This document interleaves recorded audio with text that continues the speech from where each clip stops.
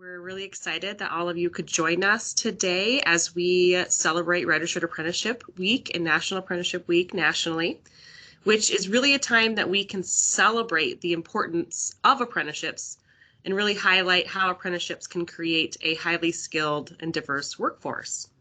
So today, we are really excited to welcome our panel of apprenticeship sponsors who have created youth apprenticeship programs.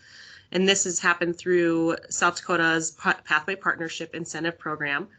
And really, this discussion is important because generally in middle school and high school, we focus on preparing students for college and universities. But for many students, this might not be the only path, and it might not even be the best path that they can take. So really, we're seeing a shift, and when we see the shift for educators, counselors, parents, and students, really we consider other successful models, and apprenticeship is one of those models.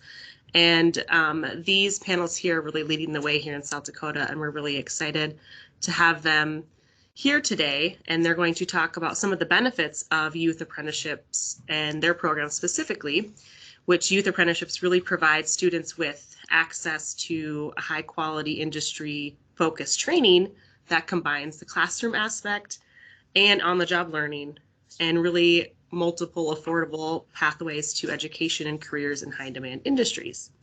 So here with us today, we have Brooke Sydow. She is the program manager with Huron Regional Medical Center. We also have Margaret Pennock. She's the Director of Workforce Development with AGC, or Associated General Contractors. And we also have Terri Cordrey. She is the Assistant Dean of Academics at Lake Area Technical College. So we are going to get started with our panel and our questions. And I just wanted to have you guys first start off by telling us a little bit about your program, your apprenticeship program, maybe how you heard about apprenticeships, and why you chose, or why did you choose apprenticeships for your company? So I just wanted to have you guys start that off, and we're going to start that off with Margaret for the first question. Okay, sure. And we're a little unique in the fact that we didn't have to create an apprenticeship. We actually already had apprenticeships developed. So, but they were not inclusive of youth. So when the Department of Labor put out a request for grants, we applied because I thought, why are we not having these available for youth? So we actually amended our apprenticeship with the federal Department of Labor, and we are now inclusive of 16 and 17-year-olds, where we weren't before. It had to be 18 plus. In addition, with our apprenticeships, you also had to be employed by one of our members to be part of that. So we're a membership-driven organization. We work with contractors across the state of South Dakota. So I really felt like this was a really great way for us to develop a pipeline in high school and allow students to actually be able to have hands-on experience with the construction trade. It's very difficult because it is a hazardous occupation. So this allowed us to really open the door to have students that were in high school actually get hands-on experience and say, give them that opportunity to have the ability to say, yes, this is what I'm interested in doing, or no, this isn't. And we're kind of thinking that this is a win either way, because once they turn 18 and they know they don't want to go into construction, which is what we don't want them to feel like, but at the same time, we want them to have that opportunity to have that experience to move forward and say, yes, this is what I want to do, or no, it isn't, and not waste their time and money and efforts. But of course, we want them to have a wonderful experience and join our industry, whether that's, creating that pathway to a technical college or university or directly into the industry. So that's kind of how we got into it. Awesome. Thanks, Margaret. And I really like how you talked about you can just lead the pathway, as apprenticeships aren't just an apprenticeship. It can be a pathway to multiple different options for youth and for students. And I like how you said that. Thank you. On my screen, it goes this way. I'm going to go to Terri next. Okay. So about 10 years ago, I started working at Lake Area Tech, and one of the grants I was hired to oversee and implement were trade adjustment assistance grants, and registered apprenticeships were a required component of that.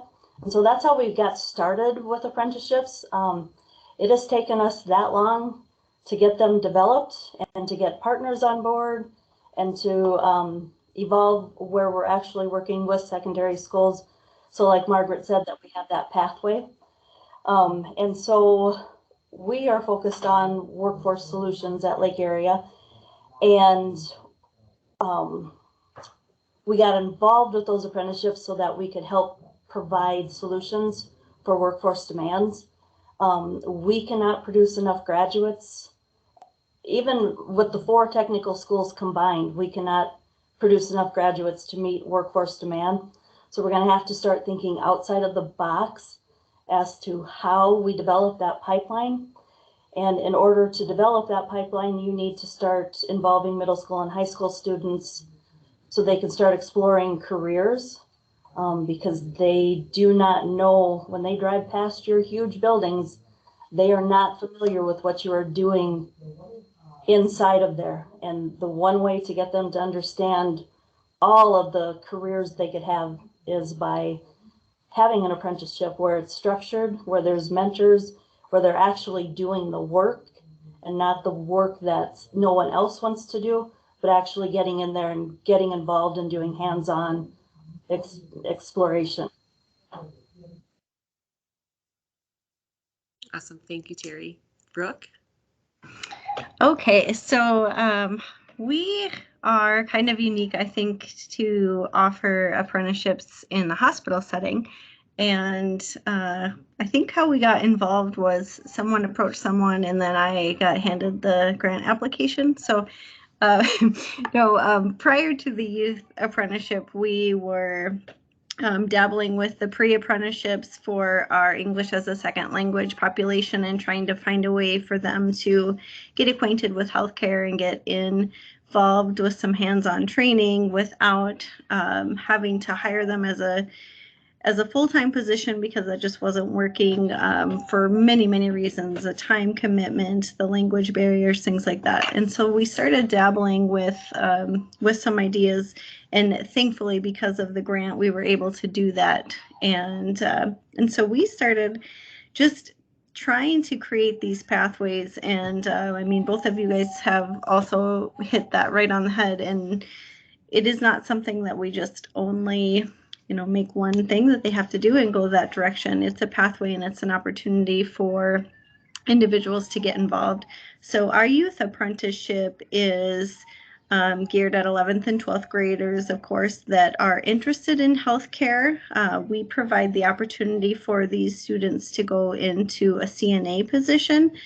So they get dual credit, obviously, with their high school and the college of their choice. If they want to do it that way, we have a program locally in Huron that we set up for them to take part in, and then they come to us and do an internship, and then hopefully stay on as an employee for us. So it is still a work in progress. As Terri said, it's taken about 10 years. So we haven't been at it quite that long, but it has taken a long time, and we're still learning as the process goes. And each avenue, I feel like, takes us to a different door, and then we find some new problems or new challenges or a new way of doing things to make it better. So it's evolving all the time, and we're just learning as we go. And that's one thing I think that is unique about apprenticeships too, just like you said, Brooke, is that things change and evolve. But I think that that's what's great about apprenticeships, is that they can do that. They can evolve, they can flow, they can kind of, really their goal is to meet the needs of businesses and apprentices and workforce. So that's what's great about them, is that they're so flexible. One thing I wanted to kind of touch on was, you kind of mentioned this a little bit, but maybe touch on, we'll start with Terri this time, but maybe, go a little bit deeper into maybe some of the challenges, the workforce and training challenges that you saw before starting the apprenticeship program, and maybe then how has the apprenticeship impacted those challenges? One of the first challenges with youth is that every business HR department says we cannot work with 16 and 17-year-olds. And it has taken a long time and a lot of effort on a lot of different agencies' parts to make sure that we share with them the exemption list and the fact that it's a registered apprenticeship and therefore it's structured, and that you have to have a mentor and there are safety requirements involved. and that it is going to be a safe environment for those students. And so we just had to keep working on finding a company whose HR department would be willing to talk to their insurance company and help figure out ways that we can actually implement this. That and the fact that the mindset in South Dakota with everyone is that it's a union and they don't understand what a union is and therefore they don't want to do it. So it's just educating as you keep working with companies. And, you know, we also understand that it's not going to be a perfect fit for everyone. And we just keep identifying more partners, people to work with. I would say in the last couple of years, we get more calls and emails. I saw you have an apprenticeship page, and it's either people looking to become an apprentice or companies. I would say in the last 2 weeks, we've probably visited with 4 companies on apprenticeships recently. And so there's more interest out there. I believe, and I want to believe that a huge part of that is because of DLR and their consistent message across the state, and doing everything you can by hiring people that are specifically for apprenticeships, having grant opportunities for those who are interested. When we apply for grants, we're always trying to provide a risk-free environment for companies to try an apprenticeship and see if it's something that would work for them. So I kind of forgot what your question was, so I hope I covered most of it. And since I was the first one, Brooke and Margaret, I know will answer it correctly and supply all the other information. It was challenges before and how apprenticeships can solve that, which you totally covered. Thanks, Terri. Brooke, you want to go next? Sorry about that. I had a dog barking. Okay. Yes, I will go next. And I'm glad that you kind of iterated that question was about challenges also. I have some things written down here. I think one of the things that we run into as a healthcare industry is that a lot of times you don't get individuals that are not, I guess this is going to be a kind of an awkward way to say this, but not all in, like, know 100% that they want to go into healthcare. And so then they either come way later in life or they're very driven and they're going to do that. So we don't see that group of people who might be interested in it and don't know for sure. And the apprenticeship has really helped with that. So that, I guess that is where the youth one really comes into play, because we are able to provide that opportunity. Again, kind of what Terri said, with more of a risk-free. We take the cost of the dual credit course for the student and all of the expenses. As long as they finish the program, then we cover and reimburse all of those costs for them. So again, taking that risk out of there. If they don't like it, then the worst thing that they got was a credit, right? I mean, they receive credit for it. It gives them some great life experiences. So that would be one of our challenges, I think, is just trying to find those people that might be interested in healthcare but don't really know for sure. So that was one challenge that we have noticed has helped a little bit with. And another one, again, just kind of backtracking a little bit, and it's not specific to our youth, but just in general, is our language barrier in Huron. So we have obviously our huge population that is not native to English speaking. And so if you can imagine learning the English language and trying to do something in healthcare that has its own language is also very difficult. So I'm trying to mitigate those barriers a little bit. And again, through the grant, we are able to do that a little more freely because we have some extra funds to help with training and offering some of those pieces. So that really helps with that challenge as well. Awesome. Thanks, Brooke. Margaret? Well, we kind of came across everything that both Terri and Brooke came across as well. So I'd echo what they would say. Definitely, when we're working with our memberships, that education piece goes beyond educating the students and their parents as to what this program is all about. People don't really understand what apprenticeships are. So that's been challenging in and of itself. It's just to educate people what an apprenticeship is. And but beyond that, then we also have our membership to educate. Again, kind of echoing what Terri said, our insurance providers won't allow a 16 or 17-year-old on our premises, and letting them understand about the mentoring, and that we do have done this already with other programs, they just weren't apprenticeships. So once we kind of got beyond that, they understood it a little bit. We do require mentors for our program, as everybody else does as well. And I did create a really brief training for mentoring so people understood what being a mentor was. I also educated my members as to how to select a mentor. So I think the mentor is a really critical piece. And I know that Terri and Brooke would probably echo that as well. You have to select the right person as a mentor that wants to work with high school students and gets, I guess, a little energized by working with high school students, because they can be challenging. Quick question, Margaret. So if is your person that's been there the longest, maybe has the most skill and knowledge, usually your best mentor? No. So it really depends per company. And I'm unique in the fact that I work with members across the state. So we had 14 different people that were participating, 14 different companies that were participating in this. So each company had their own mentor. So it could be somebody newer to the job, but really connects well with high school students. The biggest part is they have to know what they're doing on the job, and they have to be willing to take on that mentoring responsibility and be able to work with that high school student.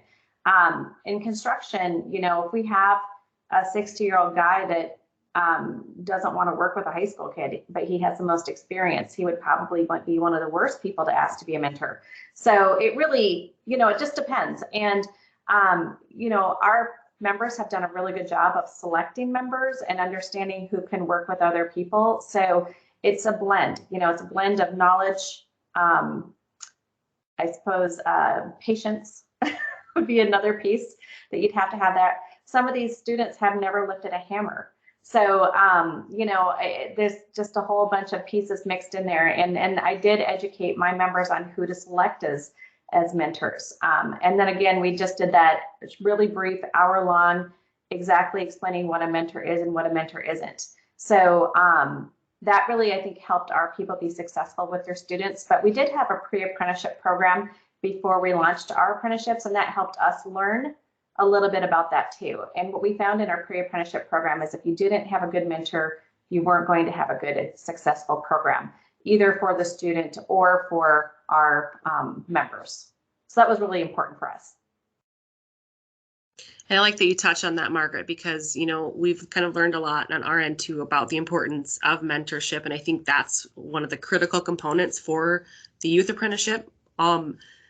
All registered apprenticeships have a mentoring component to it, but with youth apprenticeships, that's what's really vital, because it's not just how do you do each skill and each task, it's who do you go to when you don't know cultural things about the company, or who do you go to ask for, where the break room is, or simple things like that. Like, who is your one point of contact that can help you walk through some of those questions that you have? And I think that's what's so critical about youth mentoring, is having that, or youth apprenticeships is having that mentoring component.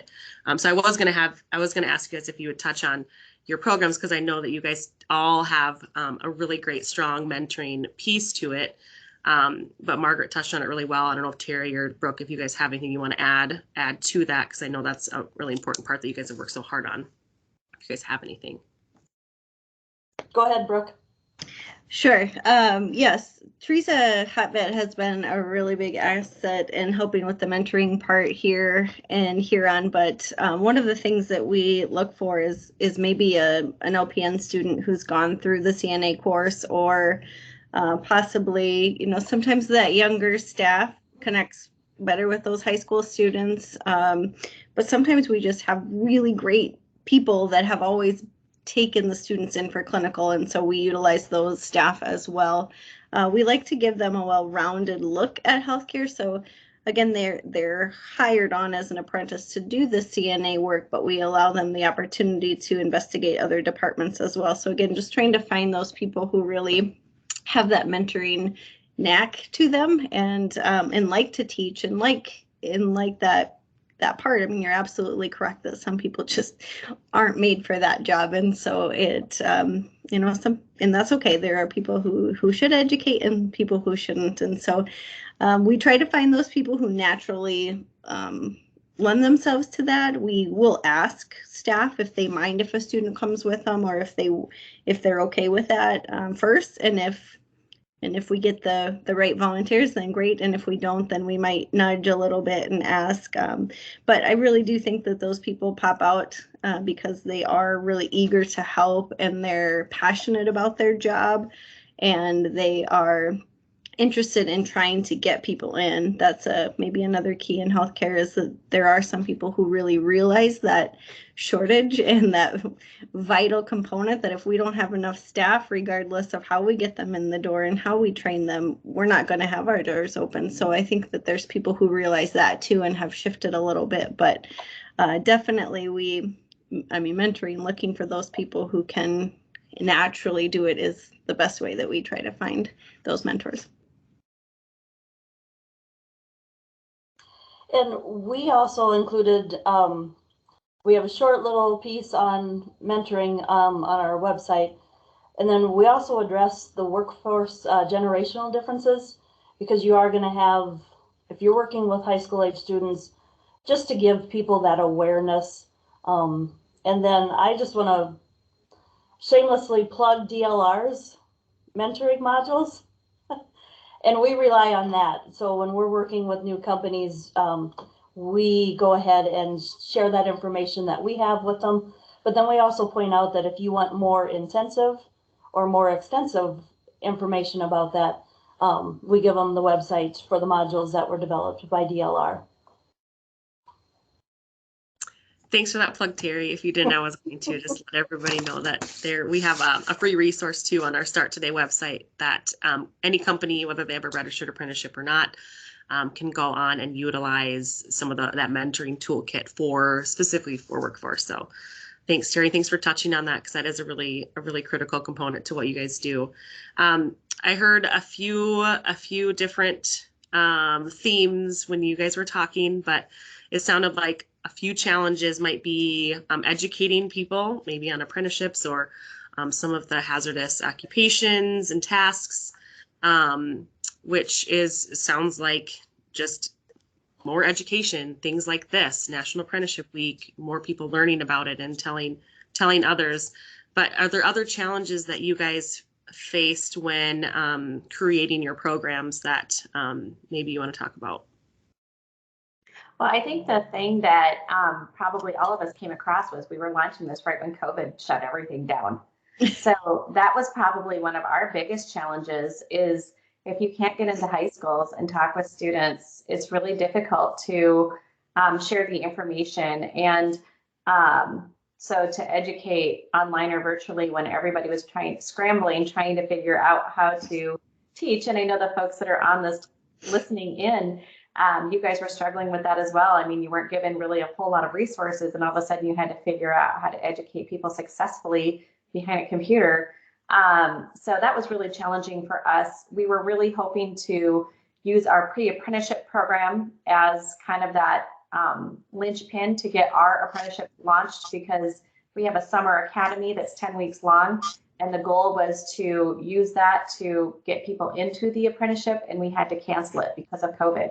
So that was really challenging for us, and to talk to our members and ask them to bring high school kids who are notoriously not good at social distancing to bring them on to their own staff and put the rest of their crew at risk was also challenging. So, you know, beyond the education piece and it being an all new program and people not really understanding it, that was really our largest challenge. And it was not just a challenge again for reaching the students, but it was a challenge to let our folks know that, you know, take this opportunity to be part of the youth apprenticeship, but put your staff at risk as well. So that, I think that was our biggest challenge when it first started.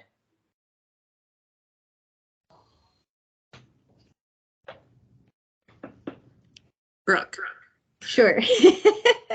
So one of our challenges, I think, getting started, obviously, I mean, COVID is huge, right? So in healthcare setting, especially, we couldn't just bring people in. So it was a really long time from when we first were awarded to when we actually got to implement it. Even just the planning part was put on hold, and that was a really big challenge because we lost a lot of momentum, I think, and we had real world problems, right? I mean, things that were completely out of our control, and quite frankly, there was students who were not interested in coming into the healthcare setting because of what was going on with COVID once we did open the doors. But again, I think you find those people who are naturally meant to be there. They feel passionate about healthcare, and so they do just know they're going to do that and put themselves at risk. But one of the challenges, I think, as a healthcare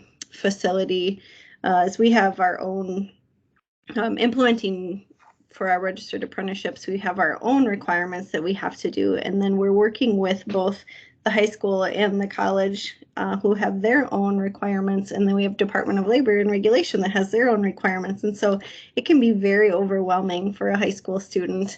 And we try to set up a nice, pretty check-off sheet for them, but it's like, you get to this one box and then there's 15 other ones that come around, and then these other ones, and somebody might switch a job, and so then it's like, well, that used to be our contact, but let me figure out who the new contact is to help you with that.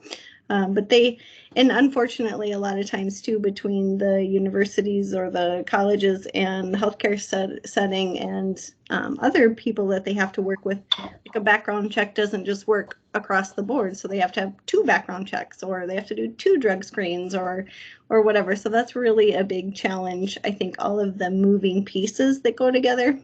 And if you don't have someone who's really dedicated to helping those students out on all levels, so someone at the high school, someone at the college, and someone at the business office as well as Department of Labor, then they might get lost in the shuffle or get frustrated. And we saw that happen, especially when we were starting to roll it out, because it was brand new. Not everybody knew what was going on. We were trying to involve counselors and we were trying to involve staff, and then we still had all of this other big real world stuff going on. So those were really big challenges. I think one of the best ways to overcome that is just having a person that is really dedicated to be that person who can walk them through. And I hate to use the word hand holding, but there's a certain component that they do need a little bit of that. So that's been one of our challenges and one of the ways that we're trying to work through some of those things.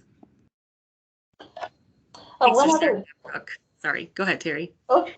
One other challenge that I think from the post-secondary, and specifically 2-year post-secondary schools, is the fact that people in high schools are still encouraging students to do 4-year universities, and that there's a variety of pathways that students can take after secondary school, and apprenticeships are one of those options for them, and that can build on, if you're unsure what you want, an apprenticeship can help you figure out what you like, what you don't like.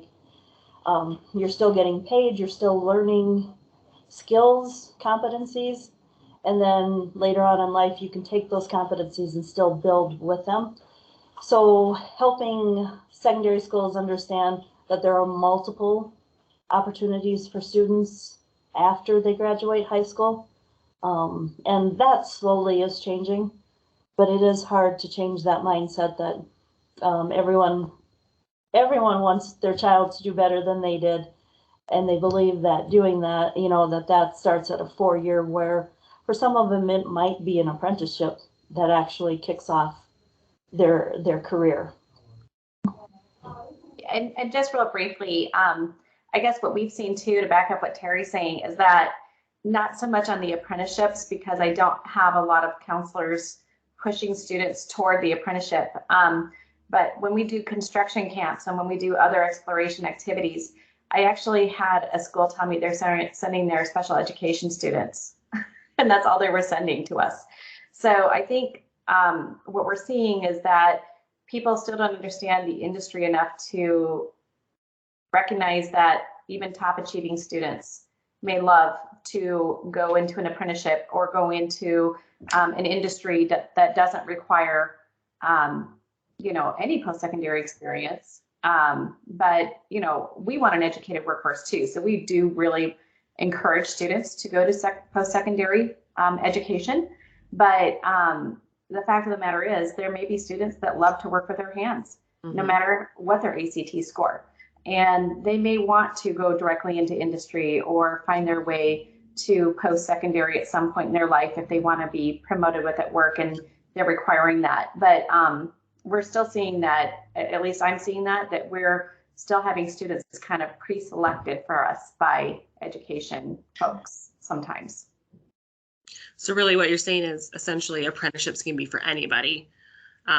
Based on their interests and what they want to do later in life, it can be a really great option for anybody. Absolutely. And we're building our program to be stackable. So, we want our students to go to a tech college or a university if they want to go there. They can still complete our apprenticeship. They're still going to get their journeyman's if they complete their apprenticeship. And, we're big believers, again, in educated people. So, why not get your journeyman's in addition to your bachelor's or your associate's degree? It just makes you more marketable and more valuable in the industry.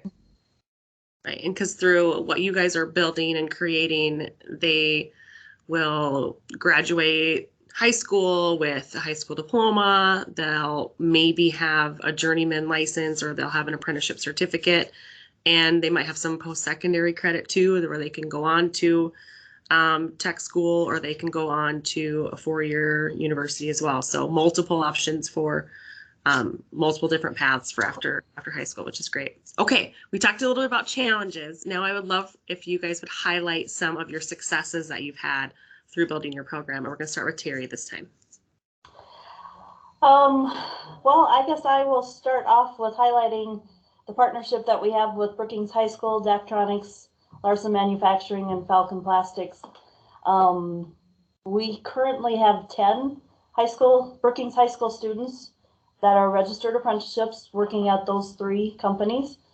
To me, when we were first invited to the table to work with those companies, I really thought that I can't see how Daktronics, Larson Manufacturing, and Falcon Plastics are all going to come together and say, yes, we're all in this together. We're not competing for students.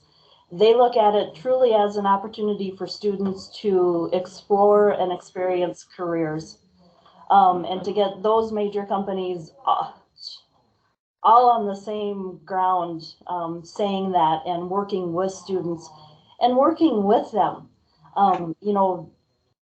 They are high producing companies and they're still taking time because there's someone on their floor who is mentoring those high school students who is reducing their production time.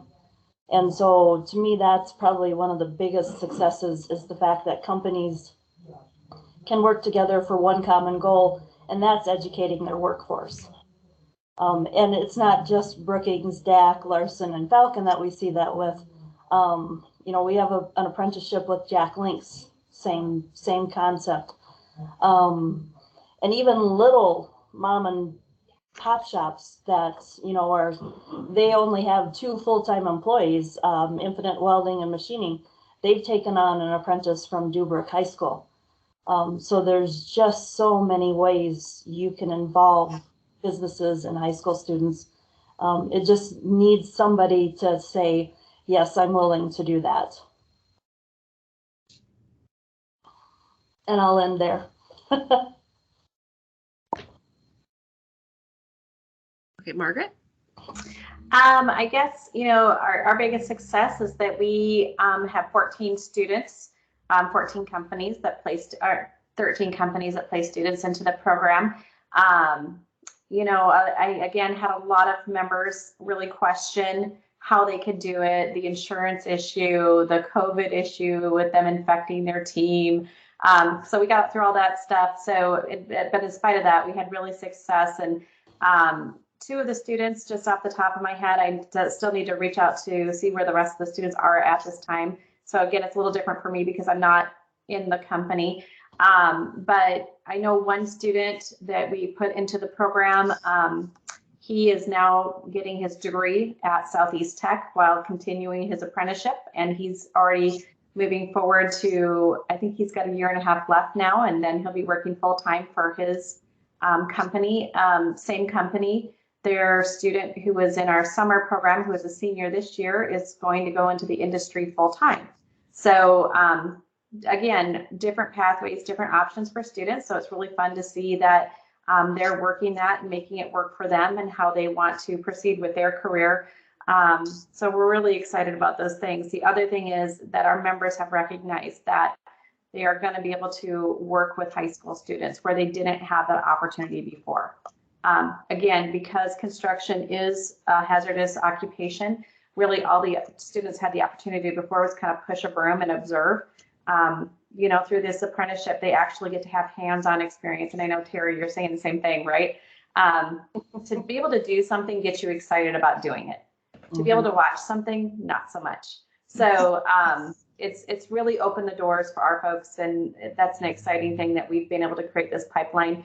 And then just, again, hats off to Department of Labor. These folks have been amazing to work with. Every time you call them, they have been able to really support us and provide what we're asking for, but it's also really strengthened our relationship with Department of Labor. So that's really been a huge blessing for our organization, I think. I'd echo that. Have always been able to call and ask questions or text or email, and they get back to us right away. And sometimes I look at them and think, I have no idea what I'm doing. And then they calm me down and let me know that it's okay. We're working on it together. So that's been very helpful. Some of the successes, I think we are really just in our infancy, I think, of this youth apprenticeship because of COVID and because it took so long to be able to get students back in the doors of the hospital. But we're pretty excited because we've had 5 apprentices come through, and our goal is to keep them on staff as a CNA or to try to lead them into another pathway. And 1 out of 5 so far has stayed with us PRN, which is actually pretty incredible because 3 of the students that went through went off to college. So they probably weren't going to stay on as a CNA part-time and work that way. And then one of them is still in high school working through her schedule with us still as a PRN. So that's really good. And then the other student is involved in so many things that she just couldn't keep working. But that's okay because we gave her a really good idea of what that was. And I think that has been one of the biggest things for us that we're probably most proud of, is being able to acquaint those students, give them that opportunity, and then lead them into the next step. So we talked a lot about the pathways, and we kind of went backwards when we were creating ours, both with the nursing school program in Huron and with our apprenticeships. So we started here and then we kind of went backwards to create those pathways. But sometimes you have to do that so that that's there already so they can go that way, right? But our youth are able to dabble in those healthcare areas, like I mentioned. The apprenticeship pathway naturally lends itself in nursing because we do CNA, we can go to LPN, and then we can go to RN. And again, you can utilize all different levels of education there. So they can just remain a CNA with their CNA certification, go into LPN and utilize a tech school for that, or they can go into a 4-year school and just hop all the way into an RN or a BSN role. So we give them those opportunities, try to make that pathway as best as possible. And I think that this has opened that door even more so than just having a nursing school where they have to figure out how to get into it. And when CNA is a requirement to get into that program, then this has just been a really good fit to make that possible. So I think those things are huge for us. And then one of the other plugs I'll throw out there, because our CNAs have gone through, or with the youth program, they have gone through all of that training in the classroom, and then they come on to intern. And when they come on to intern, our education coordinator said, usually I need about 3 days to train them, and they know everything already, so I just can check it all off. So that's been really good. Yeah, it's been a really nice thing, both for the post-secondary schools and for the student to know that everybody's doing what they're supposed to be doing. So that's been a great success. Awesome. Thanks for sharing, and thanks for the shout out. I would also echo that, because you guys are all really great to work with. And one thing I'm kind of hearing is that there's been some, some hiccups and some roadblocks. It hasn't really been like a straight path for any of your programs. There's been challenges along the way, but what I'm hearing is that through partnerships and through working together with multiple different partners, that's what's led to some successes. So I did want to ask if you guys would maybe touch on that, and how partnerships and why partnerships are so important, and maybe who needs to be at the table when talking about youth apprenticeships, and maybe who you guys brought to the table to make your program successful. And we'll start with Brooke this time. Sure. Our partnerships have been critical. Obviously, they're all in it. They need to be all in it in order to get the high school credit, the college credit, and have the internship available. So we started just by basically knocking on the doors of the high schools and saying, hey, we have these things that we're working on. Can we come in and chat with you a little bit about these opportunities? So we had some easy times, and we had some difficult times working with some secondary schools. But once I think that we really got it started and showed what those opportunities were, then everybody started to get a little bit more interested and say, oh, well, maybe we want our students to be able to do that too. So we had initially just kind of reached out to the areas that were the closest to us, and we had students come in from Woolsey, Wessington, and James Valley Christian, and of course Huron. And then we had some Iroquois students come hear about it from friends or just heard about it as an opportunity and said, hey, can we do it too? And so then the Iroquois school came to us, which was pretty awesome, I think, too. So those partnerships have been huge. We utilized HOSA a lot too. With those students who are already kind of exploring those healthcare careers and dabbled in there, we're able to talk to students in HOSA programs, and that really helped by being able to connect with those existing groups of students. And it helped us to get into the door, say, hey, we have this opportunity, maybe we can expand or give this opportunity to your students. And so it definitely was a necessity to have them, because we couldn't have done it without the staff involved at the, well, I mean, across the board, but certainly at the high schools. I mean, it was huge, because if they didn't support it and they wouldn't work with their student, then we wouldn't have even been able to have those students. So that was huge. And then Department of Labor just helping us be able to make that opportunity for students, because there's those few required pieces that we do as far as the NCRC and the Bring Your A Game training. So they help align that with us as well, and that's been really great. Their career advisors have helped us a lot. And then also just the post-secondaries being, I mean, the partnership is huge, and that has been the biggest thing. But being able to communicate with everybody, we just laid it out on the table, said, this is a brand new thing. It's going to be difficult. I'm sorry, but just work with us a little bit. And that's how we tried to approach it. Just say it's a learning process, and we're going to do our best to try to make it the best for the student and the easiest opportunity for them to get involved. And so we just kind of laid it out there and said, we need you. If you want to come in and take part, great. If not, then hopefully your students will bug you enough that they'll want to do it and then make it possible. And that's kind of what happened. So.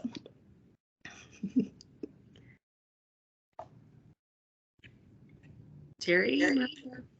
I think we had those partnerships in place, but they were separated.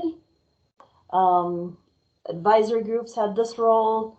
Secondary schools had this role, we had our role, and I think apprenticeships have made us all come together for a common purpose. And so then we can make things much smoother, helping students get enrolled in the dual credits, and helping secondary schools understand the importance of those dual credits. And, you know, it's fascinating how Department of Ed, like, they have the dual credit side of things, and we have the opportunities with the Department of Labor and Regulation. And so how we can combine all of those things at this particular point in time, you know, you can get your dual credits, you can get help paying for those dual credits through the Department of Ed. And we have funding through the Department of Labor and Regulation that will help businesses purchase whatever is necessary to get them into apprenticeships. And so without all of those partners being together at this one particular time, if we thought we struggled trying to get apprenticeships going, I can't imagine how much harder it would have been if we didn't have those resources from the various state agencies and throughout the businesses and the schools. When you don't have funding to start something, people don't want to participate. But when you can offer assistance with dual credits, and if there's equipment that they need, or if there's special personal protective gear that they have to have for their job, it's a lot easier. That eliminates a lot of barriers. And that has been instrumental in just getting us all together. Thanks, Terri. Margaret? Yeah, you guys have kind of covered everybody. I mean, the high schools are really critical, of course, because that's where the students are. But I found also not just the DLR group that we worked with, such as Tara and her team, but the career coaches were really important for us too. They've really been great because they'll know of students that are interested in doing something a little different and are willing to look out of that piece. I've learned about Peach Jar, which I'd never heard of before. So that enabled us to actually reach out to parents in the school systems that use Peach Jar. So that was helpful, especially we work with people statewide. So I'm in Sioux Falls, and we launched a program out in Rapid City. So that was really difficult to really reach into that school district. So we utilized Peach Jar out there, and then we did some virtual sessions during COVID. So that was helpful. But as far as, and our members, that was another piece there too, because our students have to be hired on, our apprentices have to be hired on by our members. So they were really a critical piece there. I had multiple membership meetings that we put together. And another huge help there again was that DLR, the funding. We utilized some of our funding to be able to create a classroom where we can stream across the state. So that really opened the door there too, because with our apprenticeships, we actually have curriculum that we teach. And so we're recording the curriculum, the classes that students can actually go into Google Classroom and start taking those.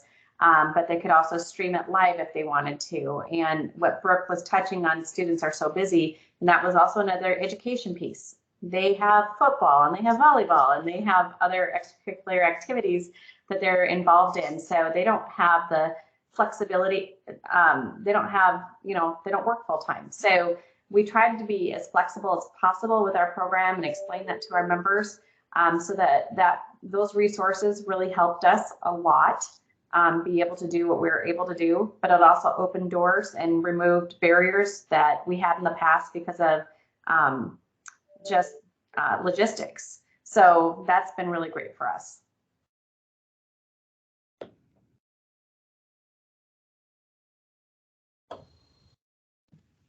Sorry, I was totally muted. Thank you for that.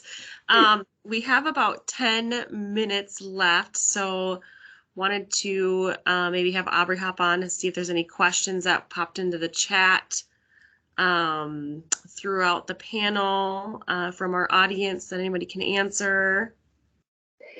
So far, we do not have any questions in the chat, but I would love to open it up and see if anybody has thought of anything while listening to all this Great information. Anything that they want to dig deeper into?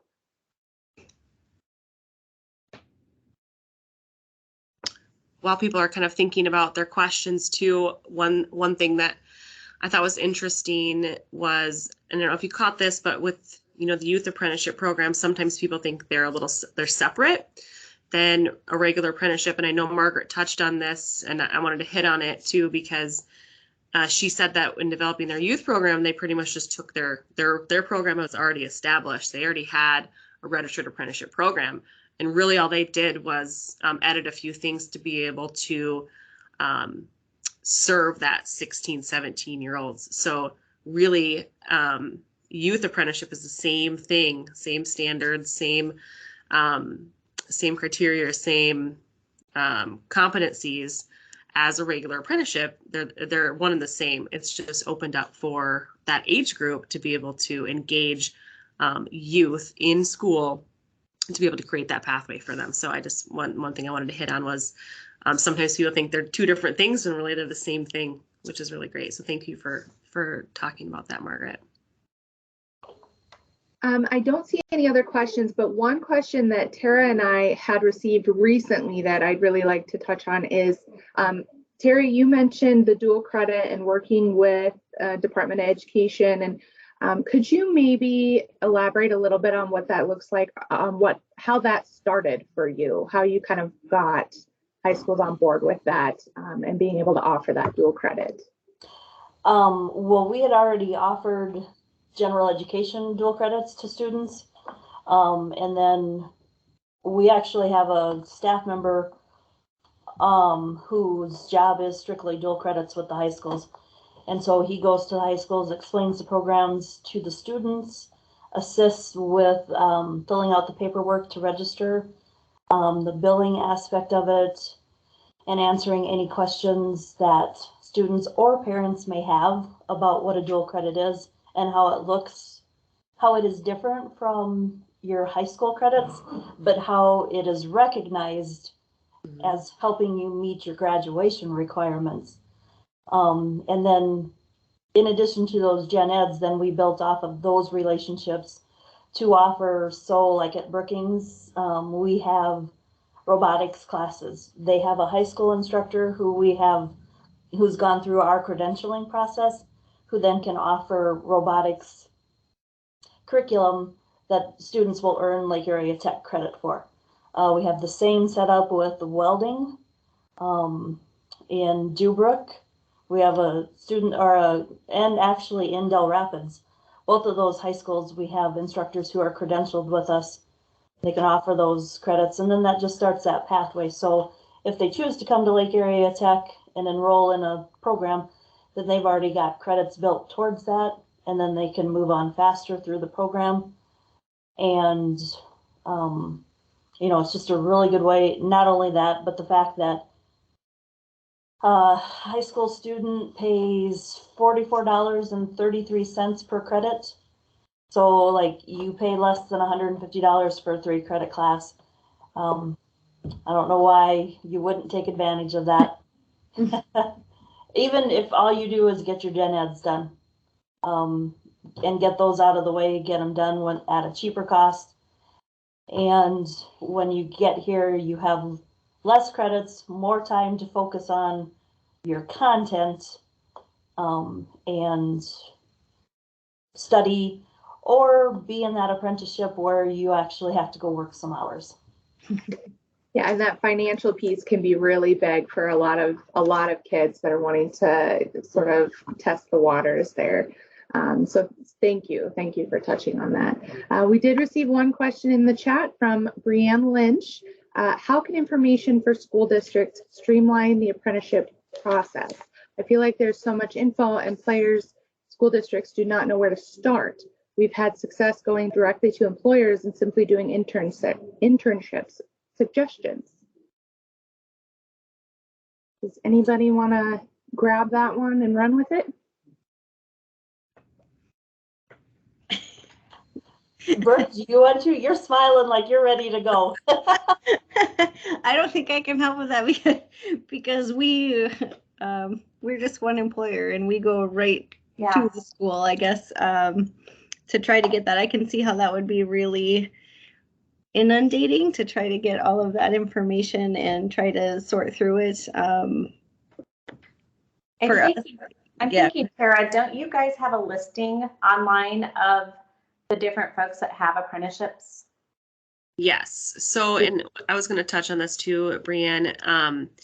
You know, really with an apprenticeship, there can be multiple different organizations that are the sponsors. So today we have a really great representation. We have a business, we have an industry association, and we have a technical college. They're all a sponsor for the program. So a school could be a sponsor for the program, but you could also be a partner for the program as well. So Margaret was talking about on our Start Today website, which Aubrey might throw in the chat for me.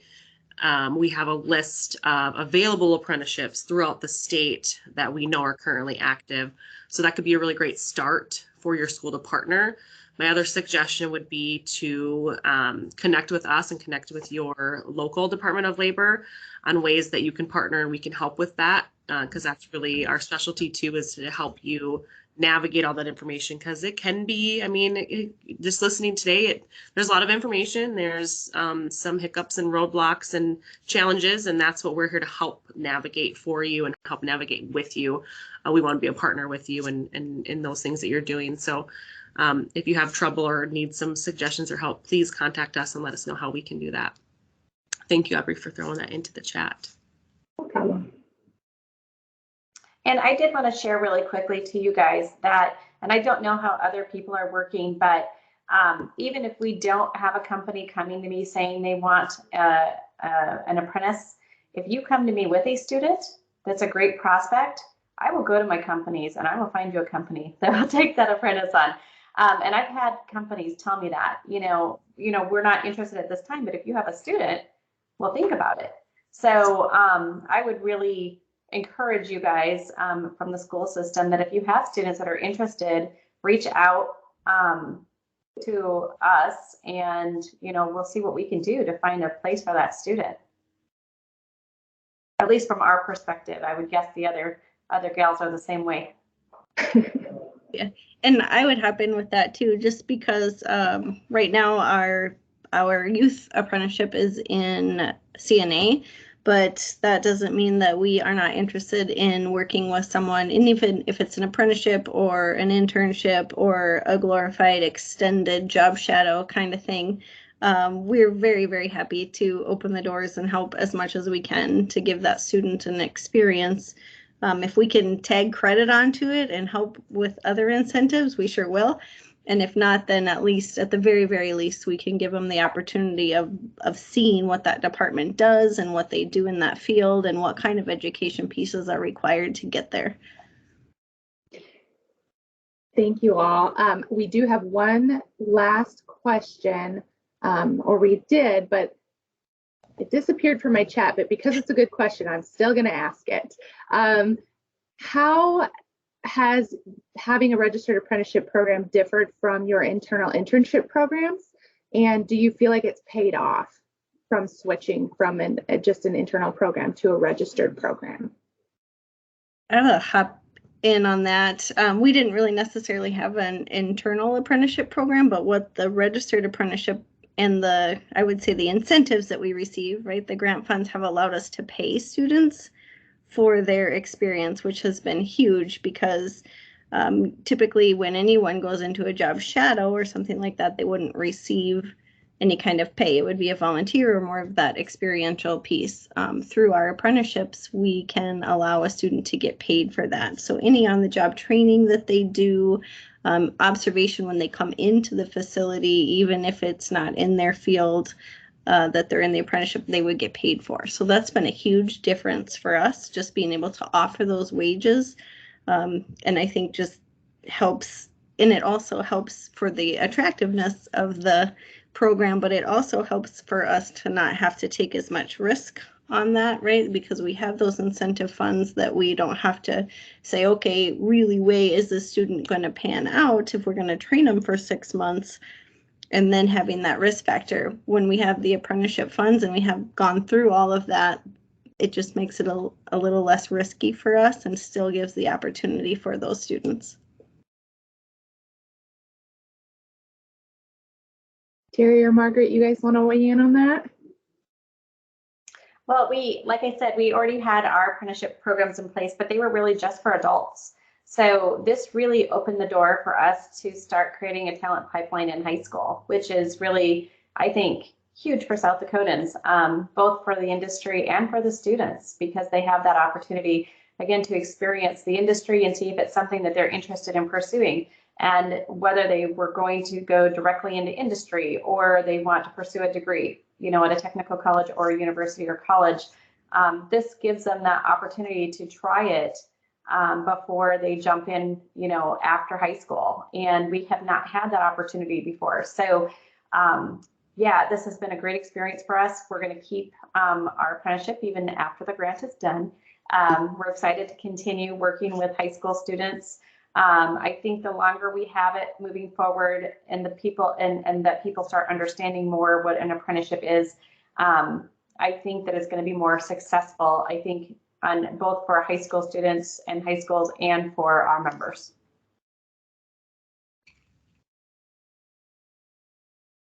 Any last thoughts, Terri? Or did they cover it, you think? Oh, they have that covered. Yep. Okay.